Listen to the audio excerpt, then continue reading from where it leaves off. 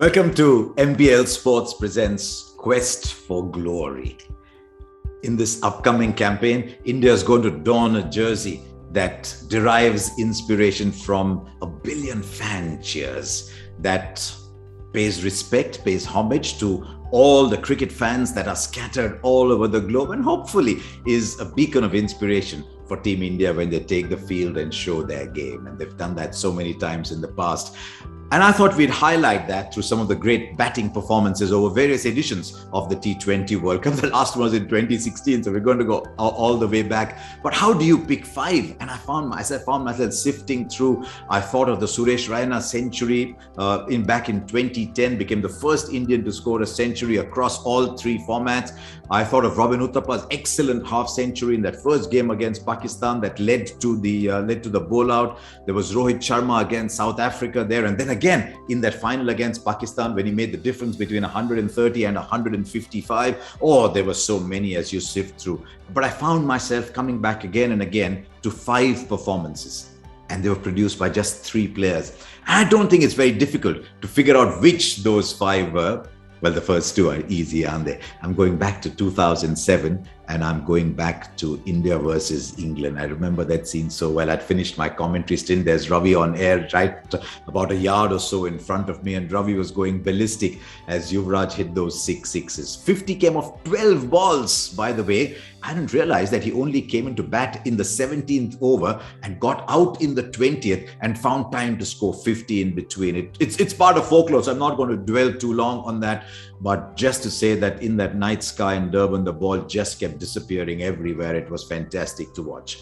And yet, there was another Yuvraj innings in that game that I thought, for sheer purity and just great stroke play, was on par with that. It isn't remembered as much because the earlier one had six sixes in it, but he got 70 of 30 balls against a very good Australia attack. There's Brett Lee, Mitchell Johnson. You can't get two quicker bowlers than them. Stuart Clark, very efficient bowler. Nathan Bracken was a very good white ball bowler at that time. India were 41 for 2 after 8 overs. We still didn't know enough of T20 cricket to know if that was okay or not that okay. But what I do know is in the next 9 overs, India made 114 runs. And just seeing Yuvraj get into position to play, you got the feeling he could hit the ball wherever he wanted. And in his form, he was just some other white ball player. So I remember those two from Yuvraj Singh from back in 2007. Then I started looking at some of Virat Kohli's innings, and I thought I could do this whole program only on Virat Kohli's innings. Which of all those wonderful innings do I actually pick? But there are three others that come to mind. There's 55 of 37 balls against Pakistan in 2016. Oh, what a tournament he had in 2016. Also against Pakistan back in 2012, 78 of 61 balls when the legend of Virat Kohli against Pakistan was just starting. And the reason he has so much respect in the opposition camp, and 72 of 44 balls against South Africa in 2014. Not one of those had a shot in anger. No swiping across the line. Vintage Kohli just hitting through the gap, hitting at his own pace. And yet I found two other innings that to me went a notch above even these three. The first of those is actually an innings played in a losing cause. This is again Virat Kohli at the 2016 T20 World Cup at the Wankhede. He makes 89 of 47 against the West Indies, takes India to 192. As it turns out, it wasn't enough, but I remember that innings for the sheer ease with which it was played. So 89 of 47, if you can go back and see it, just watch it. It was just wonderful. As I said, as it turned out, it wasn't enough that day, but that doesn't take away from how good that innings was. There's one other, and I think Virat himself rates that as among his best. Now, this came against Australia. India chasing 161, and he hits 82 of 51 balls. But his first 50 takes 39 balls. Now, India suddenly needs 67 of 6 overs. Are we going to get it? Are we not going to get it? And in the next 12 balls, Virat Kohli hits 32. It was a breathtaking innings. You can already see I've used the word breathtaking so many times, but it was... You've really just got to go back to that innings and see how good it was. Virat Kohli in his pomp was something else.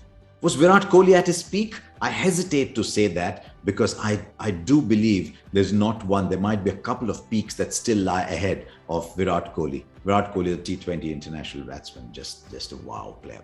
Which leaves me with one more. I've not put these in any order, but I just thought 2 Yuvraj Singh innings, 2 Virat Kohli innings.